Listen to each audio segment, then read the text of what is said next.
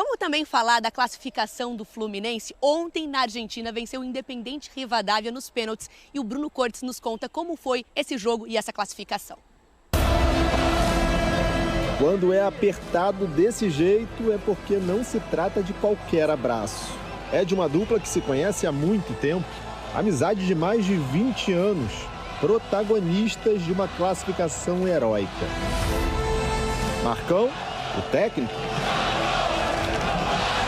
Até quando a gente vai ficando. Se o clube precisar, por mais um jogo, fica. Se ficar mais 2 jogos, a gente fica. Thiago Silva, o capitão. Mas pode chamar de um segundo treinador em campo. Do lado do treinador, me pega um pouco, eu sou fascinado por tática, essas situações de jogo. E o Marcão tem dado essa abertura para que a gente possa, de alguma forma, ajudar.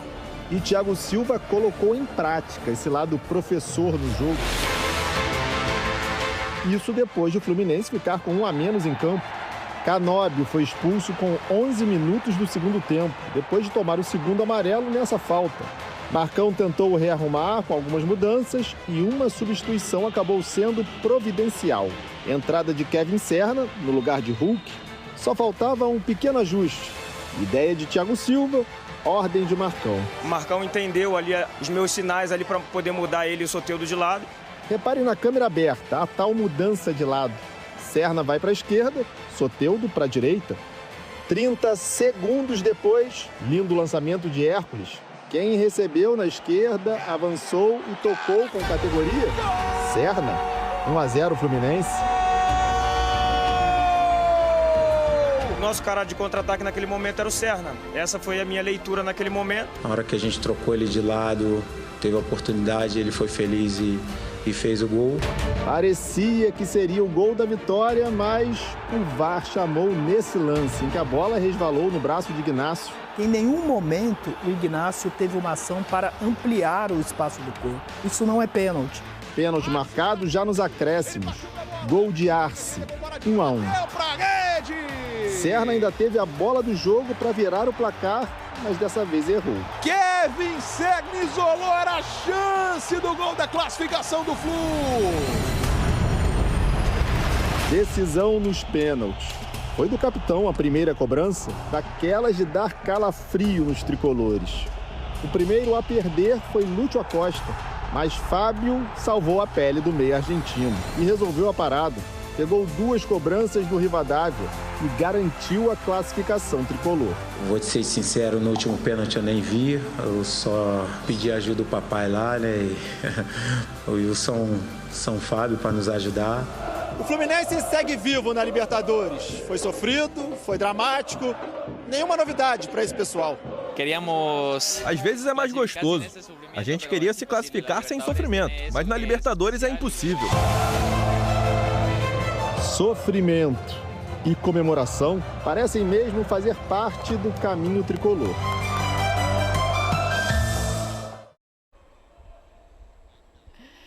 Fluminense vai bem demais na Argentina e o Marcão falou, né? São Fábio, Eric. O Fábio é algo muito fora da curva, né? A gente não pode normalizar um atleta de alto nível aos 45 anos ter a performance que o Fábio vem tendo já há muito tempo, há mais de 30 anos praticamente.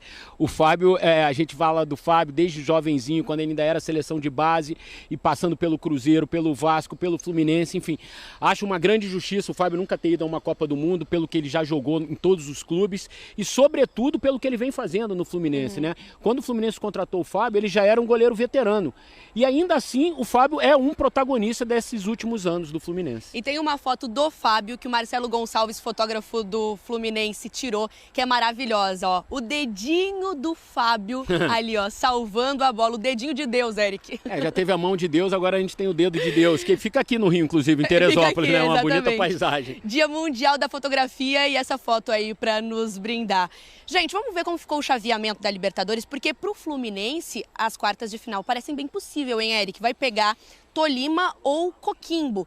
Platense, isso. Platense ou Coquimbo, né? é possível. Eu acho que assim, é um nível de adversário parecido com o Rivadavia, né? Tem sempre o Fluminense, por ter feito uma campanha ruim na primeira fase, vai ter que decidir sempre fora de casa, e sempre complica um pouquinho, né? Quem pode pegar o Tolima ou o Del Valle é o Flamengo, que joga hoje aqui, então vamos... Um beijo também para Mari Pereira, seja bem-vindo, Leonardo Dai, a Escola do Rádio, a serviço da TV também, todos nós viemos do rádio e é muito bacana ter você também com a gente. Um grande abraço pro fã de esporte, especialmente o torcedor tricolor, que não cabe em si de tanta alegria. Estamos aqui no centro de Mendoza, 12 graus de temperatura, um solzinho gostoso, temperatura amena, uma delícia. Eu estou ao lado aqui do Gustavo Zupac, para a gente começar a repercutir. Zupac, bom dia para você. Tinha roteiro mais dramático para uma classificação do Fluminense, as quartas de final dessa Libertadores da América, com uma expulsão, jogando quase todo o segundo tempo com um jogador a menos, um pênalti duvidoso nos acréscimos que o Fluminense sofreu, já estava se classificando, e depois na disputa por pênaltis apareceu esse fenômeno. Perdeu o primeiro pênalti, o Lúcio? Perdeu o primeiro pênalti, saiu atrás, e aí 45 anos, vai fazer 46 anos de idade, um monstro esse Fábio, e a torcida do Fluminense não está acreditando até agora. Bom dia, meu amigo. Bom dia, Cícero, um prazer estar com você mais uma vez, um abraço para a turma do estúdio, para o fã de esporte, em especial deixar um abração para o Léo Dai, grande figura, grande companheiro de alguns anos. Meus últimos anos de rádio foram os primeiros anos de rádio do Léo, então é muito bom tê-lo conosco, um talento. Então, um fã de esporte que por um acaso não conhece do rádio, vai se deparar com um talento nato. Que bom estar com a gente, seja bem-vindo, Léo, muito bom estar contigo de novo. Cícero, foi um roteiro incrível, e eu estava me lembrando da abertura da transmissão, o nosso tetra, o Zinho, falou, olha, hoje vai ser preciso o time de guerreiros. E o que a gente viu ontem no estádio foi o time de guerreiros, né? Então o Fluminense superou. Assim, foi um roteiro dramático, mas foi um roteiro justo. Assim, o fim da história foi justo, porque pelo que o Fluminense jogou nos 90 minutos, no 11 contra 11, foi melhor, mas não criou tanta chance.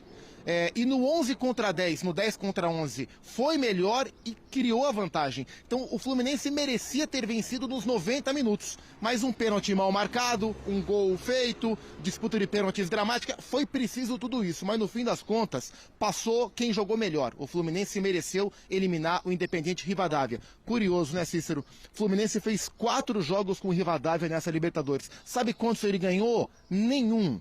E daí? Quem está nas quartas? Empates e uma derrota. Quem está nas quartas de final é o Fluminense. E foi mais gostoso da forma que foi. É claro que o torcedor sofreu mais com os pênaltis, mas no final extravasou os 1000 torcedores que estavam no estádio e os milhões no Brasil afora. Vamos começar logo ouvindo dois dos personagens, o técnico interino, auxiliar técnico permanente, Marcão, e também o goleiro Fábio, que eles falaram dessa classificação dramática do Fluminense. Estou muito, muito feliz. É um momento único, pessoal.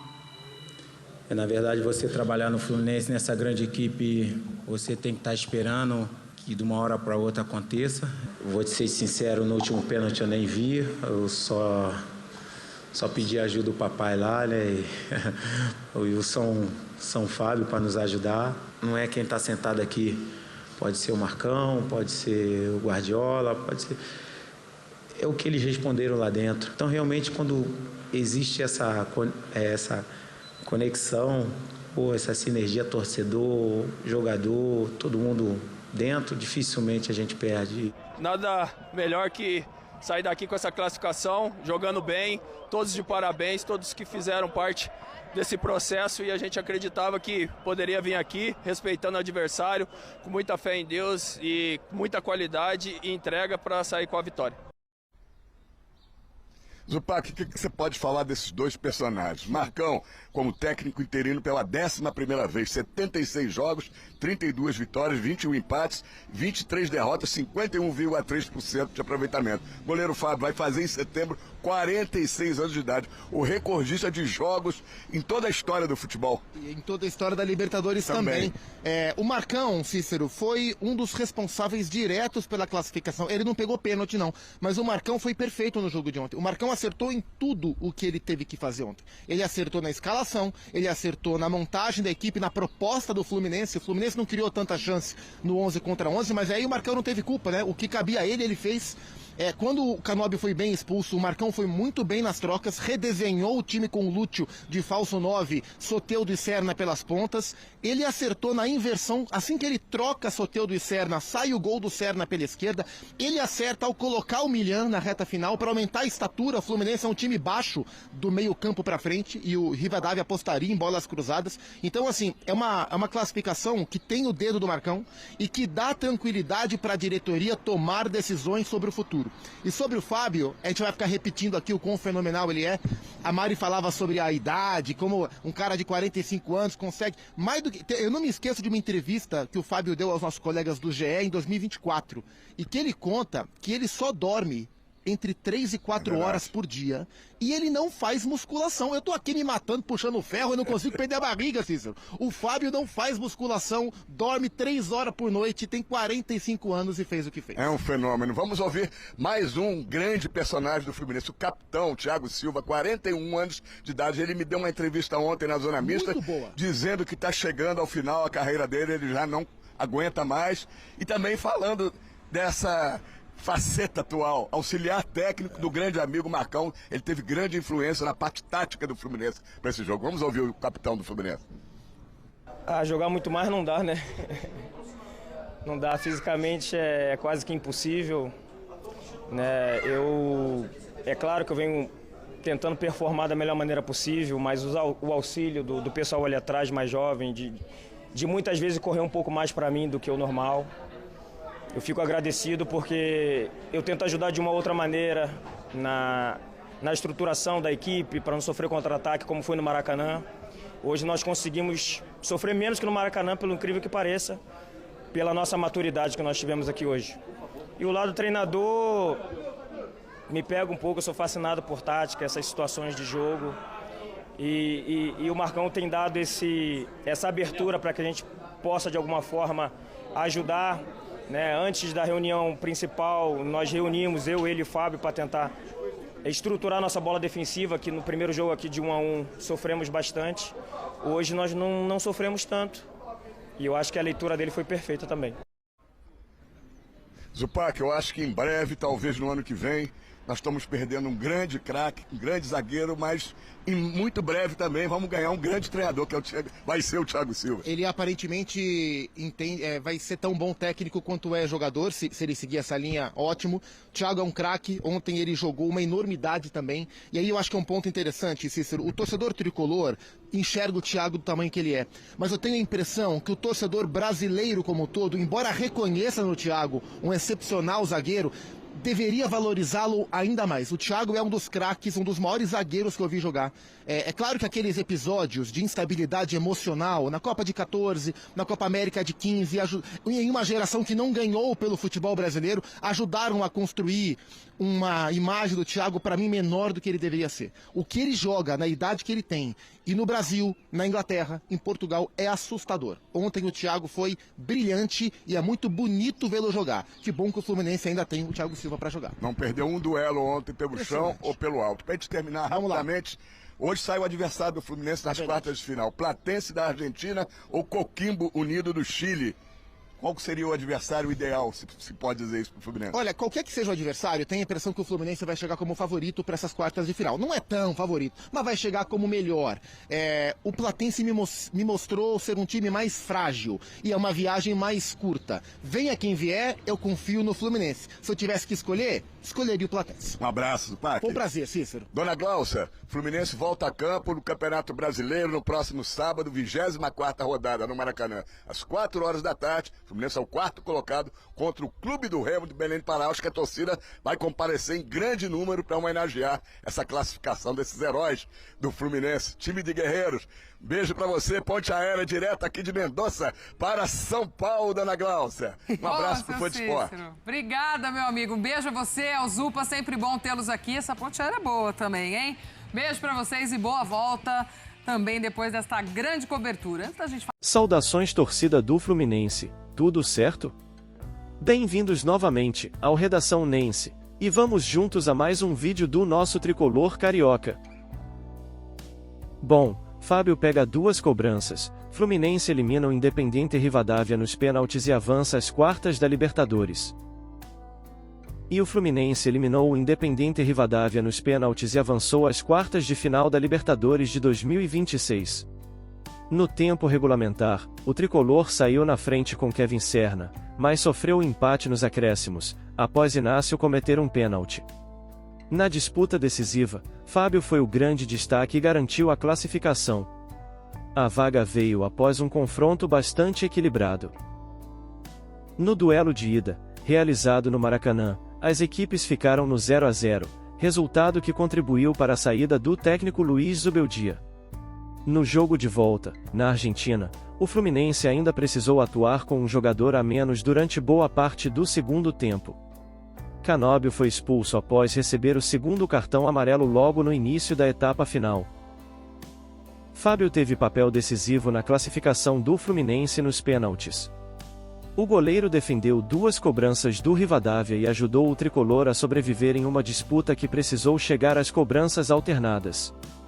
Pelo Fluminense, Thiago Silva, René, Hércules e Martinelli converteram suas tentativas, enquanto Lúcio Acosta parou no goleiro adversário. Após o Rivadavia acertar 4 das 5 primeiras cobranças, Guga marcou na série alternada e, na sequência, Fábio apareceu novamente para defender e garantir a vaga tricolor. E o Fluminense começou a partida de forma positiva, tentando ditar o ritmo e evitar espaços para o adversário. Apesar disso, o tricolor teve dificuldades para furar a defesa bem organizada do Rivadavia, que levava perigo principalmente nos contra-ataques. A equipe carioca conseguiu criar mais quando explorou os lados do campo e acelerou as jogadas, mas essas oportunidades foram pouco. Durante boa parte do confronto, o Fluminense controlou as transições dos argentinos. No entanto, depois da expulsão de Canóbio, perdeu o domínio da partida e passou a ser pressionado com mais intensidade. Bom, então é isso, tricolores. O Fluminense passou de forma heróica na Libertadores. E agradeço a sua audiência aqui. Até a próxima, torcida do Fluminense. Abraços a todos.